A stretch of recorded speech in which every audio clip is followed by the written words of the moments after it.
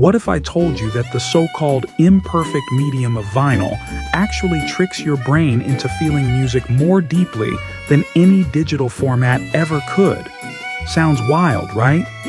But stay with me, because what we're talking about today isn't just sound quality.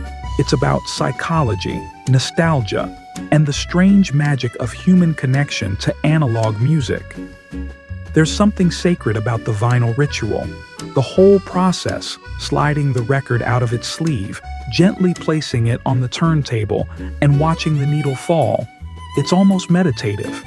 For over a century, that simple act has pulled people into music in ways no streaming platform ever has. But why?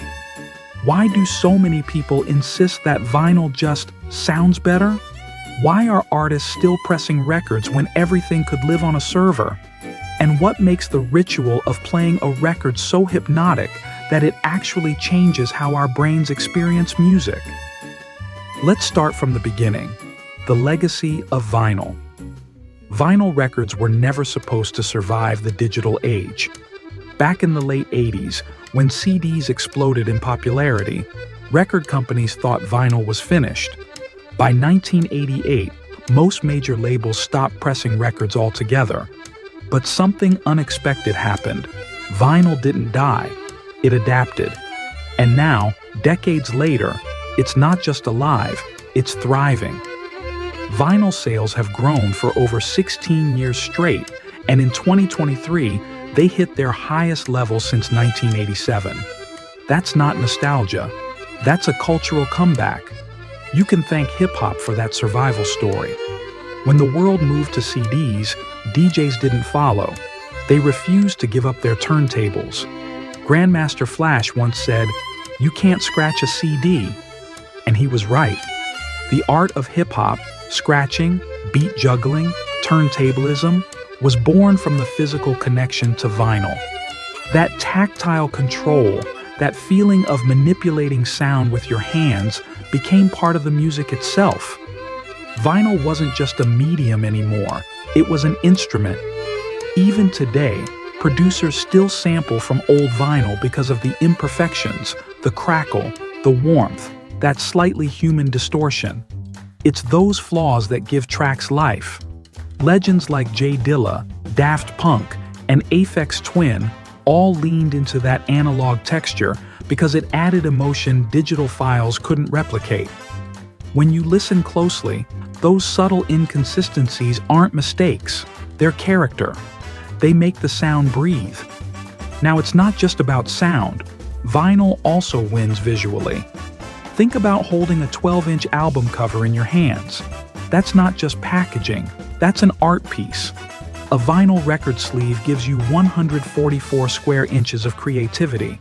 Compare that to the tiny thumbnail you see on your phone. It's laughable. The artwork was meant to be explored. The fold-out sleeves, the liner notes, the lyric sheets. It all turned listening into a story you could touch. Take Dark Side of the Moon by Pink Floyd. That prism cover? It wasn't just a logo. It was a visual experience designed specifically for vinyl. When you opened that gatefold sleeve, you entered another world. Psychologists call this kind of multi-sensory experience embodied cognition. When you're touching, looking, and listening at the same time, your brain locks those memories together. You're not just hearing music, you're living it.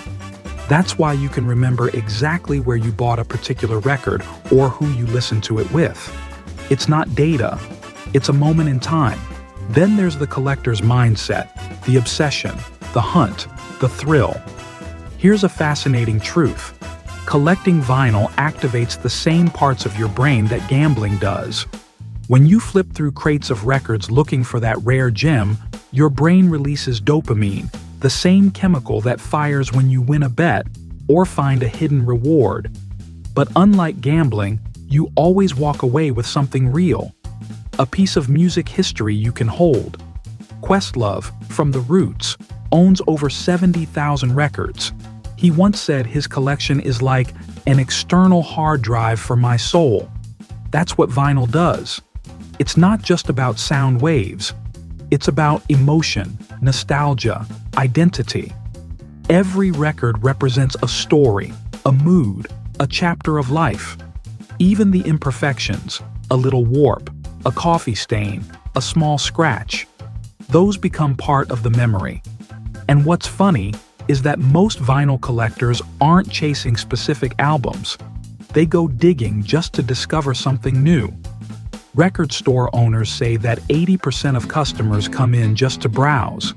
That feeling when you stumble upon a first pressing of a favorite album, that rush, collectors call it the find high. You don't get that scrolling Spotify. Digital discovery feels endless, but physical discovery feels earned.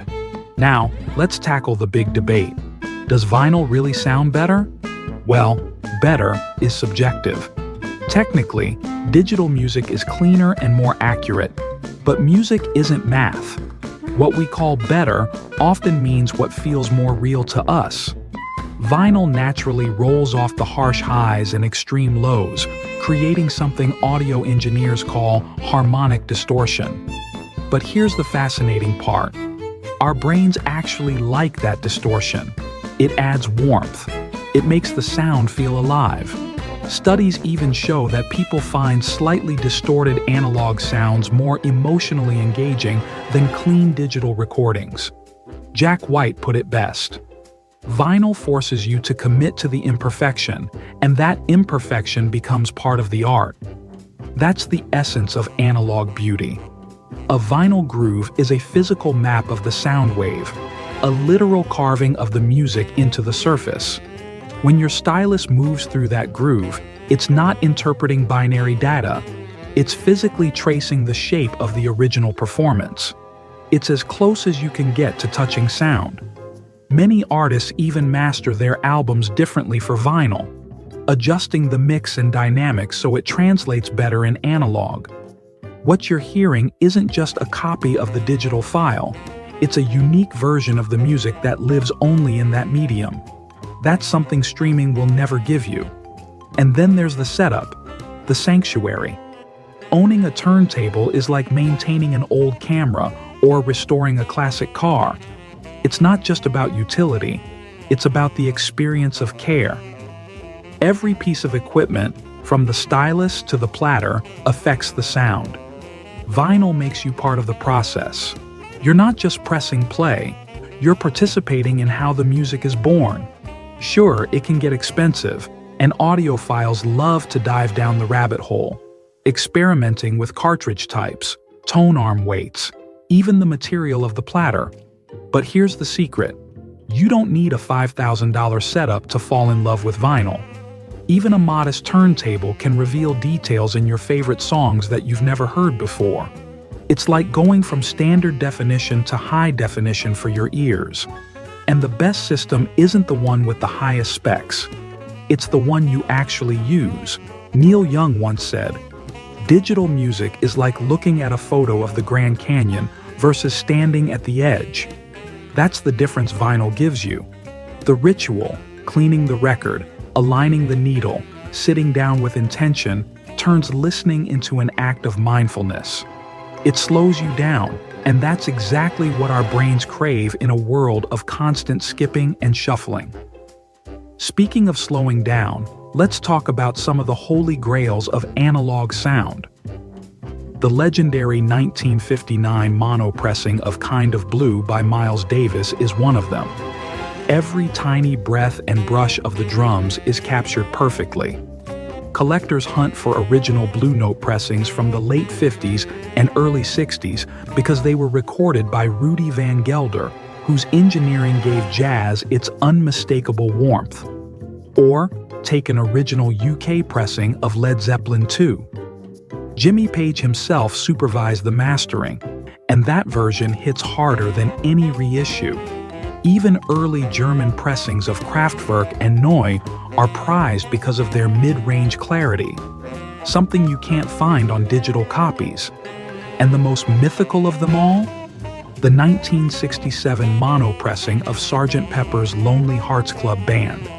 The Beatles mixed that version first, and George Martin called it the definitive one. The stereo mix was an afterthought, But that mono pressing, that's the real artistic statement. For collectors, even the smallest etching in the record's run-out groove, the little initials of the mastering engineer, can turn a good record into a priceless one. Those cryptic markings are like fingerprints of music history. But beyond the sound and the collecting, vinyl is about ritual. And that's where psychology truly kicks in. Playing a record isn't passive. You choose it. You handle it carefully. You clean it. You lower the needle. You commit to at least 20 minutes of uninterrupted focus. No skipping, no playlists, no distractions. Neuroscientists call this deep listening. It's the state where your brain becomes fully immersed in sound. The physicality of vinyl forces you to be present, and that presence changes how you experience the music. When you listen to a record from start to finish, you're hearing it the way the artist intended, as a journey, not as background noise. You give the album space to breathe, and in return, it gives you something you didn't even realize you were missing: connection. Brian Eno once compared listening to vinyl to gathering around a campfire. It creates a focus, a shared center of attention. Even if you're alone, it connects you to something bigger. A community of listeners, past and present, who've performed the same ritual for over 100 years. And maybe that's the real reason vinyl makes music taste better. It's not about frequency response or analog purity. It's about the humanity of it all. It's about the ritual, the patience, the care, the imperfection. Every crackle, every pop, every moment between tracks reminds you that music isn't supposed to be perfect. It's supposed to be alive. In an age of infinite scrolling and algorithmic playlists, vinyl is rebellion. It's a way to slow down, to listen with intention, and to reconnect with what music actually means: emotion, memory, and presence. When you drop that needle and hear the faint crackle before the first note, it's more than nostalgia. It's an invitation to stop, to listen, and to feel. So next time someone asks why vinyl, tell them this: you're not just playing a record. You're participating in a century-old meditation on sound and soul. Thanks for watching. Please like the video, press the subscribe button, and also drop your thoughts in the comment section.